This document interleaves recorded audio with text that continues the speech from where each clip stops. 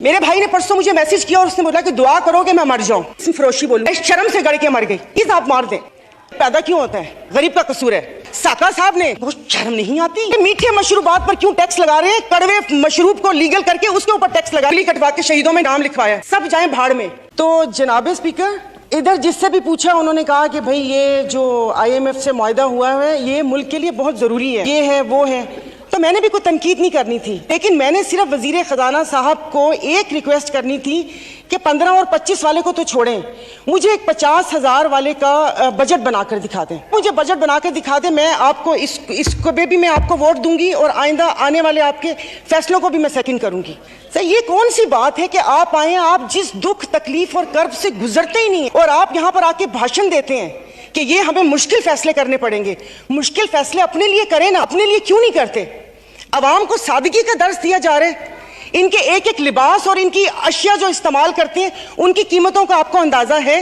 Daily एक photo shoot आता था, 15 लाख रुपए का कोट, 10 लाख का जूता, 15 लाख का स्कार्फ। ये एक पाकिस्तान जो डिफॉल्ट हो रहा है, वेंटिलेटर पर है, उसकी आवाम को ये मजाक एक तस्वीर ट्विटर पर डेली शेयर होती थी।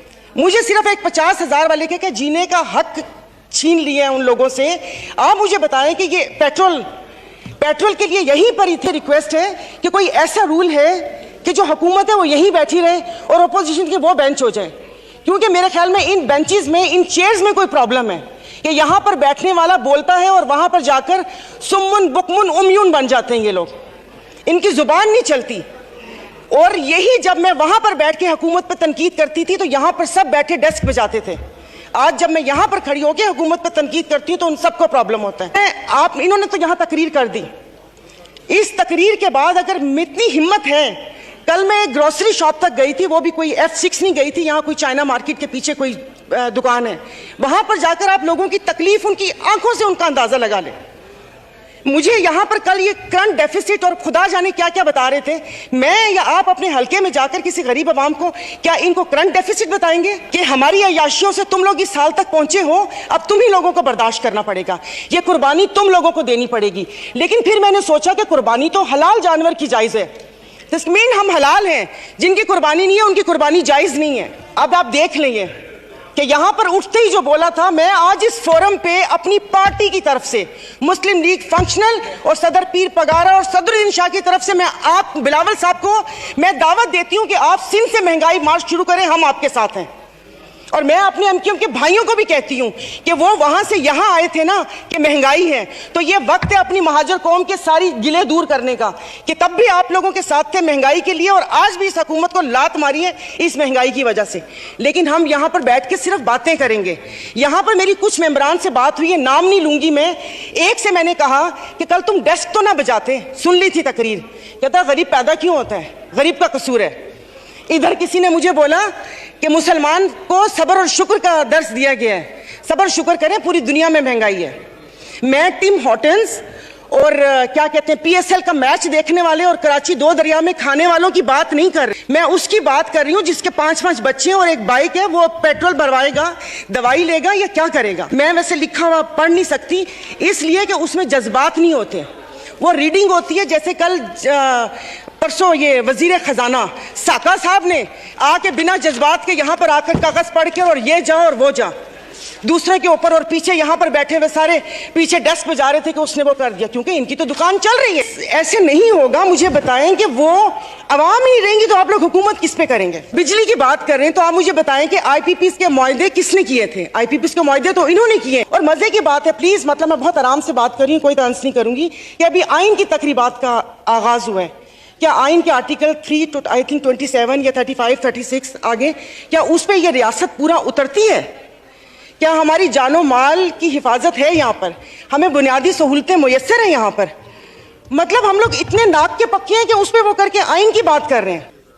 ये हालात इस नहर तक ना पहुंचाएं कि हम अपनी बड़ों की कुर्बानियों को बेफजूल समझें, क्योंकि गोरे से तो लेके रहेंगे पाकिस्तान, ये नारे लगाकर हमने आज़ादी तो ले ली, अब मैं किससे आज़ादी मांगूं? क्या गोश्त खाने के लिए हमने आज़ादी मांगी थी कि खुला गोश्त यहाँ पर खाने को मिल जाए? उसके अलावा तो कुछ भी नहीं है। मुल्क को पता नहीं आप लोगों ने कहाँ से कहाँ पहुँचा दिया। टैक्सीज की बात करें, जैसे अभी मेरे भाई ने बोला कि रमज़ान आने वाला है, मशरूबात पर अरे मीठे मशरूबात पर क्यों टैक्स लगा रहे हैं? कड़वे मशरूब को लीगल करके उसके ऊपर टैक्स लगाएं ताकि रेवेन्यू भी मिले पाकिस्तान को। मीठे मशरूबात एक गरीब रोजा रख के एक उसकी ख्वाहिश होती है रूह अफ़ज़ा पीने की या वो करके, और उन्होंने कहा बाकी चीज़ों पे टैक्स नहीं लगा। मुर्गी गोश्त महंगा नहीं हो, वो अल्हम्दुलिल्लाह हमारे पाकिस्तानी खुद ही महंगा कर लेंगे। जनाब स्पीकर, अभी वज़ीर आज़म साहब ने कहा था कि ये जो थर कोल है ये गेम चेंजर होगा, उसके ऊपर तो टैक्स लगा दिया, वो क्या गेम चेंजर होगा? जनाब स्पीकर, ये ऐसी बात करते हैं यहाँ पर। अब मैं सायरा बानो नाम है, एक्टिंग भी बहुत अच्छी करती हूँ। इन सब की आवाज के साथ इनको इनका कोरम याद दिलाऊंगी। जो यहाँ पर 5 दिन लगातार आप करो तो हलाल। मेरे भाई ने परसों मुझे मैसेज किया और उसने बोला कि दुआ करोगे मैं मर जाऊं। और वो सिर्फ एक मेरा भाई नहीं है, मैं पूरे अपने जो भाई जिनका राब्ता मुझसे नहीं है, मैं उनकी मैं बात कर रही हूँ। जनाब स्पीकर, कल मैं गई थी, वो जिस बंदे ने 4 टमाटर और 4 आलू लेकर 400 उसके पास नहीं थे, उसने पर्स निकाला, मैं शर्म से गड़ के मर गई। 272 लीटर पेट्रोल आप लोगों ने मुश्किल करनी है तो आप V8 और बड़ी बड़ी ग्रैंड क्रूजर को 500 लीटर पेट्रोल देना। गरीब को आप नहीं वो करें। दवाइयां तो वो दवाई नहीं मिलती। सरकारी अस्पताल का आपने हाल देख लिया। मैं प्लीज आप मार दें, आप प्लीज मार दें। ये मेरी बहन पीछे बैठी हो तो पीछे ही बैठी रहो, अगली दफा की टिकट नहीं मिलेगी अगर ज्यादा भूसा भरा हुआ दिमाग में। हमने भी उंगली कटवा के शहीदों में नाम लिखवाया। मुझे बताइए, अशराफिया तो चली जाएगी यहाँ से, तो हम बदमाशिया को मार देना कि इस मुश्किल हालात में भी जीने की ख्वाहिश रखते हैं, ये बदमाशी नहीं है तो और क्या है? इज्जतें नीलाम हो। अभी तो पहले किसी ने मुझे कहा कि आगे क्या होगा, बच्चे तो बिकते थे, इज्जतें भी नीलाम होती थी। आई एम सॉरी, भले आप एक्सपेंस कर दीजिएगा अल्फाज, पहले ढके छुपे होती थी, अब खुलेआम होंगी। और मैं इज्जत नहीं बोलूंगी, जिस्म फरोशी बोलूंगी, क्योंकि अगर इज्जतें बिक्री होती तो सब खरीद लेते, फिर बिल लाने की जरूरत ना पड़ती कि इज्जत दो हमें। सब यहां पर बैठे हुए इज्जतें खरीद लेते अगर इज्जत बिक रही होती। सर, आपने तो बच्चों से जीने का हक छीन लिया इन लोगों ने। 20,000 वाला क्या करेगा? और इंसाफ की आप बात करते हैं, मैं तो अदालतों वाली इंसाफ या उस चीज की अभी वहां तक तो मैं गई नहीं। आप ये चीजों को देख लें, यानी कि मेरी अगर आमदन 10 लाख रुपए महीना आता है, मैं भी वही मुर्गी खरीद रही हूँ 800 रुपए किलो, और मेरा ड्राइवर बच्चल जिसकी 30,000 रुपए तनख्वाह है वो भी 800 खरीद रहा है। वो दूध 200 रुपए किलो मैं भी ले रही हूँ, 200 किलो वो भी ले रहे हैं। मैं घर में अब ग्रोसरी नहीं लाती इसलिए कि मुझे शर्म आती है कि वो ड्राइवर बावर्ची उठाएगा तो उसके दिल में क्या होगा कि ये थैले भरे आ रहे हैं और उसके घर में खाने को है या नहीं है। अब मुझे बताएं, मतलब थोड़ा सा जीने का हक दे दे, खुदा पाक को जाके जवाब देना। यहाँ पर आप आयतें पढ़ाते हैं, आयतें पर्दा कर चुकी हैं, अभी ये कहते हैं वो तो ना, ये इनको शर्म नहीं आती। इन्होंने अभी बोला कि हम तनख्वाह नहीं ले रहे। 1,80,000 से क्या होता है? वो तो वैसे ही एक वक्त का खाना है, खाना पीना तो। लेकिन बाकी जो चीजें हैं वो, ये जो गाड़ियां, ये फ्यूल कार्ड, इनकी ताम झाम, इन सब पे कितना पैसा खर्च होता है। देखो, खुदा का खौफ कर ले, मेरे पास कोई अल्फाज नहीं है। ये सारा कुछ मैंने लिखा था लेकिन ये बेफजूल है, मैं किसको इशारियां सुनाऊंगी? हम में से तो किसी को भी जरूरत नहीं है, सब अल्हम्दुलिल्लाह खाते पीते घरानों से हैं, सब अल्हम्दुलिल्लाह खाते पीते घरानों से। लेकिन किसी और का तो सोच लें, सब जाएं भाड़ में। लोग, आवाम मर रही है, आप उसको देखिए।